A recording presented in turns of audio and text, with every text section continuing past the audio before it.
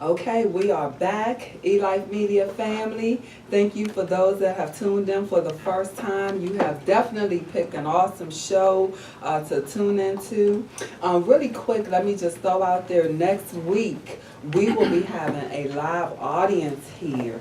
We will be moving from out of the studio into the actual lounge, and we will be doing our recording there. We're going to have a room full of men. We're going to get our promotions out this week, our flyers, and we invite you to come out, both men and women. And we're going to be talking about the same thing. We're going to have different people represented, subject expert matters. We're going to have a mental health professional here to talk about the importance of good mental health statuses and positioning with the men. We're going to talk about physical health. We have Dr. Baruch who will be talking about the importance of physical health, and then we're going to have Reverend Washington from the Ebenezer AME Church. He's going to be back with us, and he's going to be talking about the emotional health. So we're going to be dealing with health issues concerning men, and we want y'all to pack this place out. That's next week. But tonight we have Mr. Mark McKinnon in the house. We have David Smith in the house, and we have Brian Williams in the house. And we are talking about their journeys from childhood to adulthood. They are all successful men within their rights in the entertainment industry.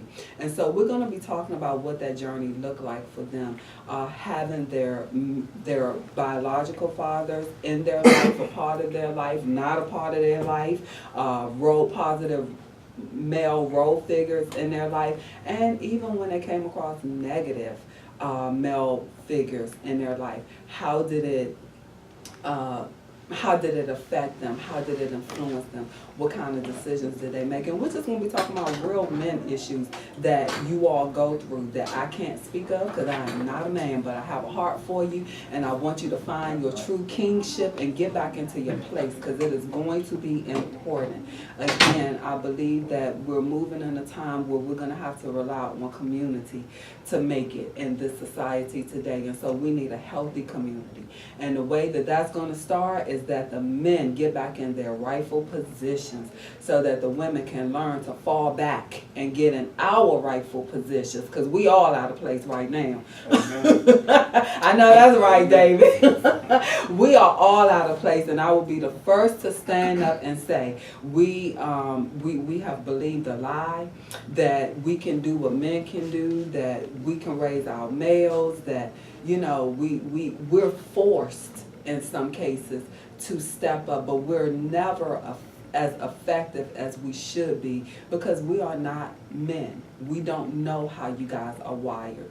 We don't know the different struggles that you have as a man. All we know is from a woman's perspective, and it's hard to raise up a real man trying to do it through the eyes of a woman because it's totally different. Perspectives are different. Your wiring, our DNAs, everything is totally different. So while women are doing it because we don't have a choice, it's not a natural place for us because we were never designed to fill the role of a man. So as a woman, I'm stepping up and saying that there are women who do not want that position, but we need the men to get back in their rightful position. And whether that's finding your identity, finding your voice, we got to find a way to get back to that place. So I think that the three of you have, we got different generations represented here. We have Mark, who's in his 20s.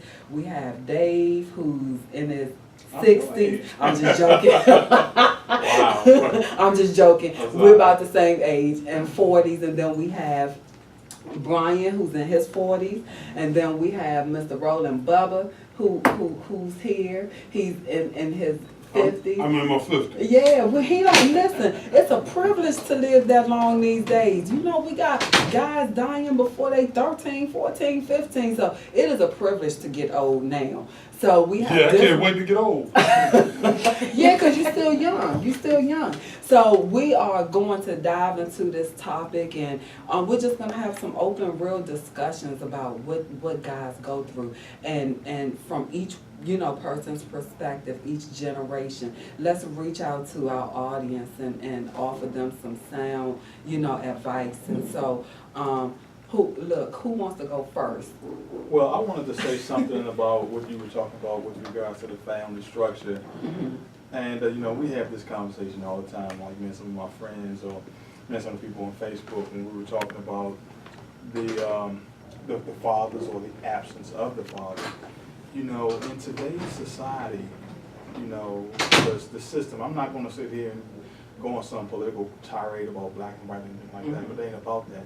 But I will say the system is set up to emasculate the black man. Okay. Let's talk about child support for a second. And I am not saying that women should not get child support and men should not pay child support. I'm not saying that, because if a guy's not taking care of his children, he should pay child support. But the exorbitant amount of child support is meant to keep the man broke. So then you a guy, you bring home $2,000 every 2 weeks, $1,000 of that got to go to your kids. So now how are you supposed to live off the other $1,000? So then you meet a woman, you're in a relationship with this woman, y'all live together, and she's making $2,500, $3,000, and then getting child support. She's the breadwinner. So now this man has no say in this relationship. So not only is that woman that's making the more money, that she's running the house, she's making the decisions because she makes the most money. His money is going to his ex-wife, and she's making all the decisions with regards to the kids, what school they go to, what school they go to, you know, what activities they in. And he's standing there just totally emasculated. So now at this point, he's just trying to get by. Now, unfortunately for me, I fought for my kids. And I had to pay child support and everything, but I got 4 or 5 jobs. I'm out there hustling. But everybody's not going to be like me. Everybody's not going to have the same mindset to get out there and hustle. So I refuse to be emasculated. I refuse to have a woman tell me what to do or have to live with a woman just so I can try to get by. So if I got to work 2 jobs, 3 jobs, 4 jobs, whatever, that's what I'm going to do. But a lot of brothers are thrust in that situation. So until that mindset changes, or the system changes, it's going to be that way, and I don't see it getting no better. Well, I know you probably will be surprised, but I do believe that the child support system, as a woman, is a system that needs to be revised. I really do, and I say that because there are many different situations for child support. Now, I believe that there are men who definitely need to be forced to financially support their children because they absolutely refuse to do it. But then you have men who are on child support just because, you know, to some women that's just a way to get back at him. He does for his child above and beyond, and in some cases he do more than child support made him pay for. And so, you know, I think in those cases, you know, the third party should be eliminated when you have a man who's willing to take care of his child financially, because I do believe that and the system itself contributes to the economic disablement of people to move forward. That's something I've been preaching a long time, and actually one of the topics we're going to talk about is the economic rehabilitation or economic recovery for the black man, because it matters when he's not making enough money, or as you say, you have to hustle, you got to work 5 jobs. That's taking you away from your children, so which presents another problem because you're not physically there or you're not emotionally there, and so your children are still suffering because you're just trying to make a living for them, which is very important. So, you know, that I believe the system needs to be restructured, and the system needs to be looked at seriously so that it can provide and place that we can start to recover economically from, you know, disadvantages and things that we're experiencing, especially the male. Real quick, I want to hear from Mark. Hearing what he just said to you, and you don't have kids right now or anything like that, but you have your experience growing up. Yes. And so I want to hear from you. Let's talk about your experience. My experience growing up, I pretty much grew up in a household where we didn't have a father in the home. Okay. You know, my mom was a single mom. who raised 4 children on her own. Mhm. You know, she made ends meet. It was tough. She did everything she could. Pretty much, the last time I saw my father, I was 8 years old. Wow. And that's the last time I saw him in person. And something happened, I don't know. I didn't see him for like 4 years. And I got a call from him at the age of 12, and it was his first time checking in on me. We had a 10-minute conversation, and that was it. I didn't hear anything from him or nothing about him until I was 26 years old, when I found out from somebody who I didn't even know, who was family, that my father had passed away, and his funeral was that following week. So for years, almost 20 years, just searching for my identity. I had many questions like why, like what did I do? I used to blame myself all the time. You know, but thank God for mentors, you know, the mentors who were in my life to fill that, you know, that void, to fill that, you know, that masculinity in my life that I needed to give me direction, to help me find my identity. Because the man is in your life to give you identity. That's what the fathers are there for, to give their children identity. So when your natural blood father is not there to give you identity, you're pulling from who? Yeah. The people who are your mentors. And that's why I advise folks, you know, be very careful who mentors you. Are they trying to make you another them, or are they trying to make you a better you? Wow. You know, so That's profound. That's a profound statement. You know, so I was blessed with some great mentors in my life who really helped me, you know, stay focused, stay humble, and be responsible. Mhm. And I did end up going to my father's funeral, but when I was on my way down there, I was ready to like tell everybody like he wasn't there. Mhm. You know, where was he? He's evil. All this, you know, type of things. And I got there and I saw him in his casket. I broke down. Broke down, and right there, all the questions that I had went away. Wow. Those questions didn't matter. Wow. And honestly, I felt like I found my identity just by being in his presence. Wow. And ever since then, like my whole life shifted. All of a sudden, I was starting to be more responsible in life, got my life balanced, started focusing more on purpose, you know, and just being in his presence. And I stopped worrying, I stopped asking all the questions, and, you know, so that's pretty much what I came up in, you know, when it came to my father. So let me ask you a question. Mhm. With all the years that you grew up with, the unanswered questions, the searching for your identity, searching for your truth, what did you do with all those feelings, all of those different ranges of emotions? So I heard anger, you know, I heard frustration, you know, at some point probably bitterness maybe set in. Oh yeah, all of those. Yeah. But it was honestly in a shut-in position. Mhm. I was a very, what you call a loner. Like, Okay. you know, I was always after school, went right home, after practice, went right home, didn't hang out, didn't go to many parties, because I was not only shy, but it was like I didn't know who I was. Okay. You know, so the anger would be at home, like how I would sometimes probably respond back to my mom, or how I treated my brothers and sisters, or how I acted in school. Mhm. You know, so that's where those reactions came into. And so once I was able to identify the core problem, you know, because while you're going through it, a lot of times you don't realize I'm like this because it's how I feel about my father. Mhm. But once I really understood that, and I got a valid, you know, advice on how to take that anger, how to take that frustration and put it into my work, that's honestly how I got into acting. Yeah, like. Okay. That, you know, I think that that's key to talk about, because we do have so many young men today who are being raised without their father in their life. And, you know, those emotions are raw and they're real. And so the difference between men and women is that you all don't talk about it. You know what I'm saying? You all process things internally and you act out. As a therapist, you know, I see the difference with men or boys versus the girls, Right. you know, and there are a lot of behavior issues within the male when, you know, we're living in a society where people are being misdiagnosed, you know, and they're being thrown on medications and things like that, when that's not the real root of what's going on with them.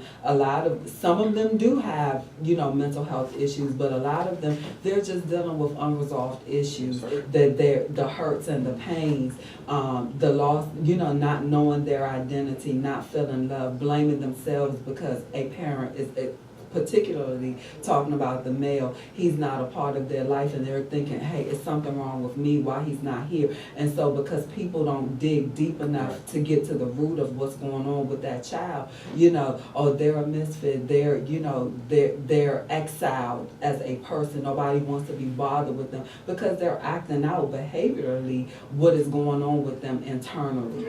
And so, you know, I think it's important for men to share their stories, you know, to say, look, this is for real. What you are feeling is real, and it's not your fault. You know, you didn't do anything to deserve this, because a lot of times what happens is that people are dealing with their own issues. So you have this cycle, you know, that perpetuates from generations to generation to generation of people who are dealing with unresolved issues. And so because they haven't dealt with theirs, then they run away from, you know, their situations. And then because that child doesn't have a positive role male in their life to say, listen, it's not your fault, let's help you get to this place, they end up repeating the same cycle. Exactly. So it's a cycle that definitely needs to be looked at so that we can find a way to break it. Right, and I feel like, you know, growing up, we're always taught to toughen up, and just fight through it, just go, don't look at your past, just keep going forward. And so now, what I saw a lot of men do when they get married, the wives don't know who they're marrying because they have this all bottled up, and then everything just comes out of nowhere. Like, who are you? Were you here last week? I wasn't. We talked about that. Didn't we talk about that? Yep. Yeah. You know what? I'm gonna need you to be. See, right now we are seeing a classic case of emotional detachment. You know I don't detach. We just gotta make space. I mean, I want to make sure everybody gets. Oh yeah, we're gonna make sure everybody. But before you do. Oh, we gotta pay another bill. No, not yet. Dave, when he started talking, and I commend you for having the cojones to bring it up. The first thing that he said was, it's a design economically to create discord between us. And if we don't get enough study, we don't learn about this growing up. But probably in the last 4 or 5 decades, 90% of the problem between the black male and the black female, between the black male and the black female is economic. Yes. Absolutely. Yes. Because we've been pitted against each other competitively as if we're competing Russia versus China or United States versus Mexico, and we're building, walls between us. And we get into this embattlement between each other economically, and we think it's money. It's not just money. It's time, it's resources, it's decision making. All those things are part of the economy. And what happens is a lot of black men leave the home because we leave the home because we by nature have to have dominion over our land. We don't need to urinate around it like every other animal, but we did at one point to let folks know don't come in here. But if we don't have dominion because we're in a Game of Thrones with our mate, we don't have another option. Wow, that's powerful. So, Mark, you're absolutely right, and I want you to hold your thought. Let's bring Brian into this conversation. He's over here so patiently waiting. So, Brian, let's talk about your experiences, your upbringing.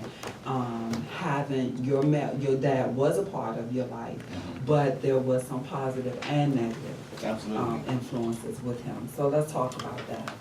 Well, having my dad in the house, for one, was positive for me because I had a role model of, per se, a mother and a father, two-parent home. But the thing is, when Dad was there, he didn't really spend much time with us. You know, Dad worked all day, when he got in, he was tired. But the strangest thing is, every day that he came in, we saw him, we all jumped around like it was Christmas. Dad's home, Dad's home, Dad's home. You know, even though he didn't spend any time with us, we was glad to see him home. Because it was like, okay, the protector is home. Mhm. The covering is here.